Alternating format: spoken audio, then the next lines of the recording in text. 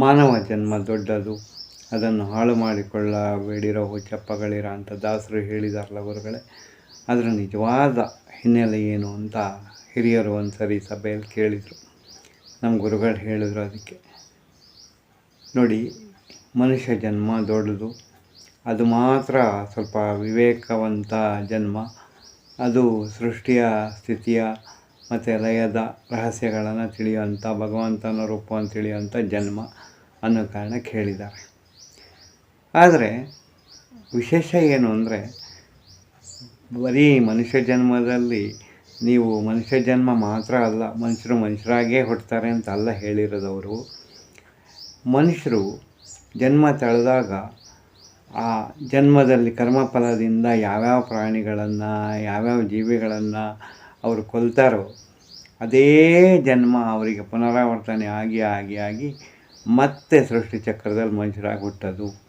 ಗೊತ್ತಿದೆಯಲ್ಲ ನಿಮಗೆ, 84,000 ಯೋನಿಗಳಲ್ಲಿ ಹುಟ್ಟಿ ಆದಮೇಲೆ ಮತ್ತೆ ಮನುಷ್ಯ ಜನ್ಮ ಬರುತ್ತೆ ಅಂತ ಹೇಳಿ ನಕ್ಕರು. ಏನು 84,000 ಯೋನಿಗಳಲ್ಲಿ ಹುಟ್ಟಿ ಗುರುಗಳೇ ಅದೆಷ್ಟು ಕಾಲ ಅಂದಾಗ ಬ್ರಹ್ಮಲೋಕದ ಕಾಲವನ್ನು ನಿಮಗೆ ಅರ್ಥ ಮಾಡ್ಕೊಳ್ಳೋಕ್ಕಾಗಲ್ಲ ಬಿಡಿ. ಅದು ತುಂಬ ಅದ್ಭುತ, ಈಗ ಹೇಳೋಕ್ಕಾಗಲ್ಲ. ಆದರೂ ಒಂದು ಸಲ ಹೇಳ್ತೀನಿ. ವಿಷ್ಣು ಯೋಗ ನಿದ್ರೆಯಲ್ಲಿದ್ದವನು ಒಂದು ಸರಿ ಕಣ್ಣು ತೆಗೆದ್ರೆ 3600 ವರ್ಷಗಳು, ಮತ್ತೆ ಒಂದು ಸರಿ ಕಣ್ಣು ಮುಚ್ಚಿದರೆ 3600 ವರ್ಷಗಳು ಕಳೆದು ಹೋಗುತ್ತೆ ಅನ್ನುವ ಒಂದು ವಿವರಣೆ ಇದೆ. ಇದು ನಿಮಗೆ ಅರ್ಥ ಆದರೆ ಸಾಕು ಅಂತ ನಕ್ಕರು ಗುರುಗಳು. ಇನ್ನೂ ಸರಳವಾಗಿ ಹೇಳಬೇಕು ಅಂದರೆ, ನೋಡಿ, ಭೂಮಿಯಲ್ಲಿ 24 ಗಂಟೆ ಭೂಮಿ ತಿರುಗೋದು ದಿನಕ್ಕೆ.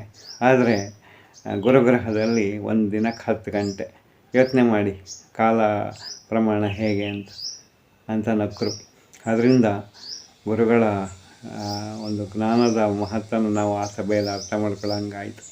ಪುನರ್ಜನ್ಮದ ಬಗ್ಗೆ ನಾವು ಇಲ್ಲ ಸಲ್ಲದ ಕಲ್ಪನೆಗಳನ್ನು ಕಟ್ಕೊಂಡಿದ್ವಲ್ಲ, ಅದು ಅವತ್ತಿಗೆ ನಿರ್ಮೂಲನ ಆಯಿತು. ಇರುವ ಮಾನವ ಜನ್ಮದಲ್ಲಿ ಒಳ್ಳೆಯ ಕೆಲಸ ಮಾಡೋಣ ಅನ್ನೋದು ಅವತ್ತಿನ ನಾವು ದೃಢ ನಿರ್ಧಾರ ಮಾಡ್ಕೊಂಡ್ವಿ. ನೀವು ನಮಸ್ತೆ.